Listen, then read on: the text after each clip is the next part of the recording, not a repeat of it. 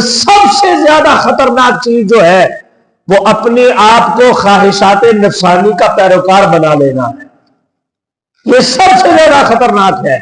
چونکہ اگر کوئی بندہ رب کے علاوہ کسی اور کی جا کے عبادت کرے گا تو وہ صرف رب کا حق مار رہا ہے.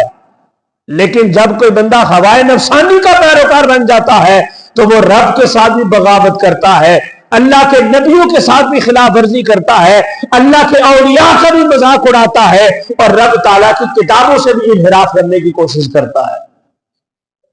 تو یہ ہوائے نفسانی, اللہ نے فرمایا کہ جو بندہ ان کی طرف متوجہ ہو جاتا ہے تو وہ یوں ہی سمجھ لو کہ جیسے اس نے دوسرا خدا بنا لیا ہے, دوسرا خدا بنا لیا.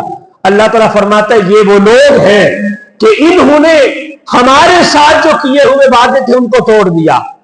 ہمارے ساتھ ان کا وعدہ تھا کہ صرف ہمیں ہماری عبادت کرنی ہے, ہمارے ساتھ ان کا وعدہ تھا کہ ہمارے نبیوں کی پیروی کرنی ہے, ہمارے ساتھ ان کا وعدہ تھا کہ ہمارے کلام کو لے کے چلنا ہے, ہماری باتوں کے اوپر عمل کرنا ہے, ہمارے نبی کی سیرت کو اپنانا ہے.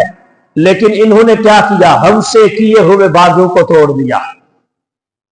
پارہ نمبر 1 میں اللہ نے فرمایا الذین ینقضون عہد اللہ من بعد میثاقہ ویقطعون ما امر اللہ بہ ان یوصل ویفسدون فی الارض. اللہ تعالیٰ فرماتا ہے اولئک هم الخاسرون. 3 چیزیں بیان فرمائی. فرمایا الذین ینقضون عہد اللہ من بعد میثاقہ, پہلے نمبر پہ وہ لوگ کہ جو رب تعالیٰ کے ساتھ کیے ہوئے پختہ وعدے کو توڑ دیتے ہیں. جنہوں نے توڑ دیا یا توڑنے والے ہیں یہ توڑیں گے. ینقضون عہد اللہ من بعد میثاقہ, ایک بات. دوسرے نمبر پہ وَيَقْطَعُونَ مَا أَمَرَ اللَّهُ, اللہ رب العزت کے احکام کو پس پش ڈال دیا. رب نے جو کہا تھا ان سے منہ موڑ لیا. رب اب یہ بات بڑی قابل غور ہے کہ رب نے کب کہا تھا؟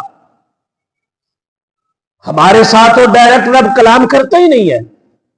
ہماری تو اتنی اوقات نہیں ہے کہ ہم رب سے بات کر سکیں, یا رب ہمارے ساتھ ہمارا وہ معیار ہی نہیں ہے. ہمارے اور رب نے اپنے درمیان ایک واسطہ بنایا, ایک ظاہری واسطہ ہے, ایک خفی واسطہ ہے.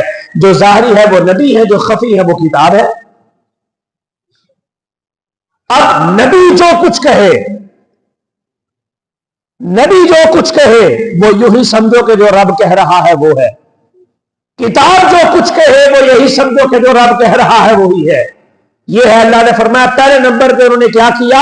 میرے ساتھ کیے ہوئے پختہ وعدوں کو توڑ دیا.